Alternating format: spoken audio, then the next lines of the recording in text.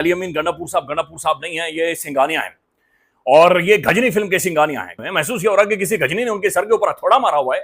वो भी कभी इधर भागते हैं, कभी उधर भागते हैं, कभी इधर भागते हैं। अली अमीन गंडापुर साहब ने एक स्टेटमेंट दिया था और इस बयान को भारत लेकर चला गया फैटफ में कि FATF की जो ग्रे लिस्ट है उसके अंदर पाकिस्तान को दोबारा डाला जाए। फैटफ की ग्रे लिस्ट में पाकिस्तान को शामिल कराने के हवाले से जो एक बतौर सबूत ये वीडियो पैगाम वहाँ लगाया गया, ये तो एक बड़ी नॉन सीरियस किस्म की स्टेटमेंट गंडापुर की नजर आई है।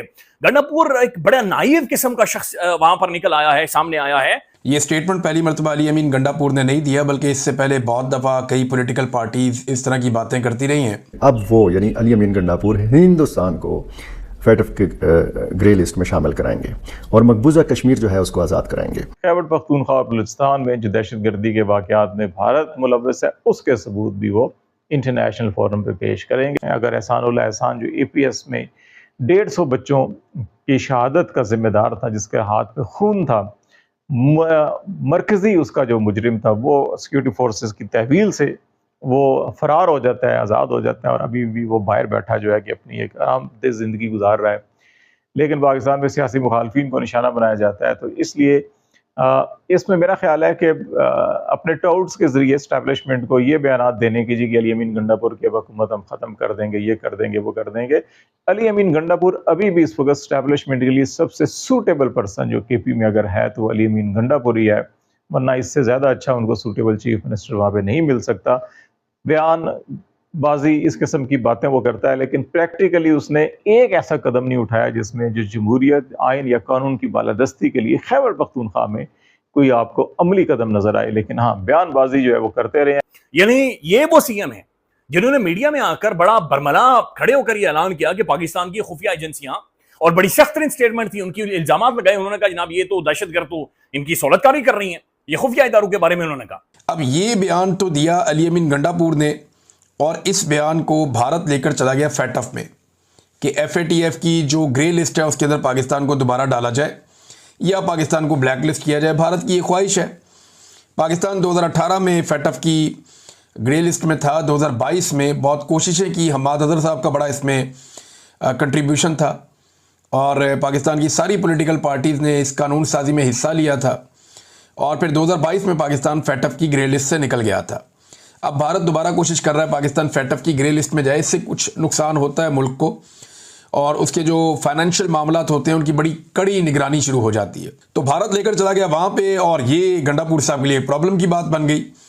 इससे पहले भी गंडापुर साहब जो हैं वो अपने पुराने स्टेटमेंट के बाद एक बिल्कुल बदला हुआ स्टेटमेंट दे चुके हैं, यानी एक U-टर्न टाइप का स्टेटमेंट वो पहले भी दे चुके हैं।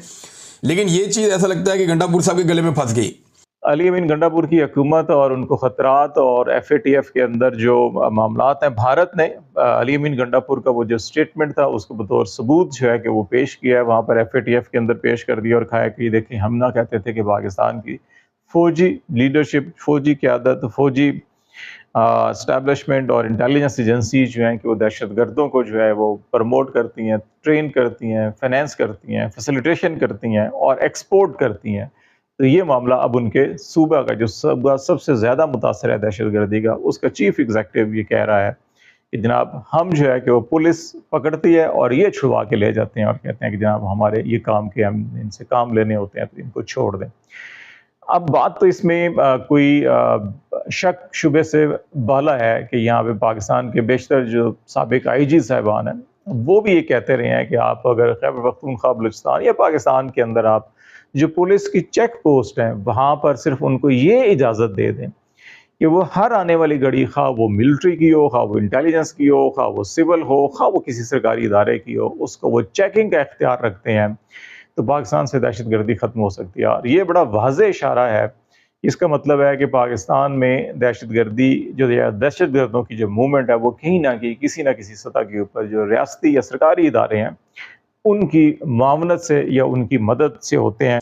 इससे पहले आपको मैं याद दिलाता चलूं कि नवाज शरीफ साहब ने एक दिन कहा था कि पाकिस्तानी दहशतगर्दों ने मुंबई हमले को अंजाम दिया। नवाज शरीफ का मुंबई हमलों में अपने मुल्क के शहरियों के मुलव्विस होने का सनसनीखेज एतराफ़ और हिंदुस्तानी मौक़िफ़ पर मोहर लगा दी।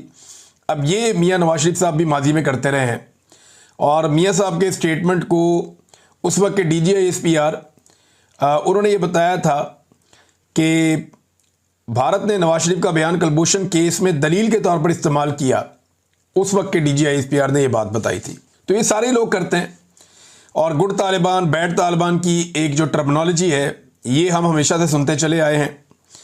अब मामला ये है कि गंडापुर साहब ने जब यू टर्न लिया, वापस बात की, तो उन्होंने वो स्टेटमेंट के ऊपर बात नहीं की।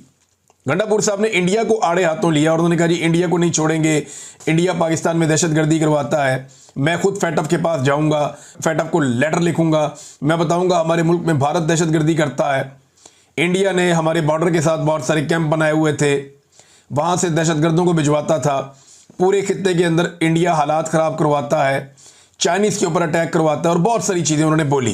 तो गंडापुर साहब ने बड़ी जज्बाती तकरीर की, लेकिन वो जो उनका अपना एक बयान था उसके हवाले से उन्होंने नहीं बताया कि उनका बयान ठीक था या गलत था। लेकिन उन्होंने एक बात की गंडापुर साहब ने कि मेरा जो बयान है वो सियाको सबाक से हटाकर भारत ने उसको इस्तेमाल किया।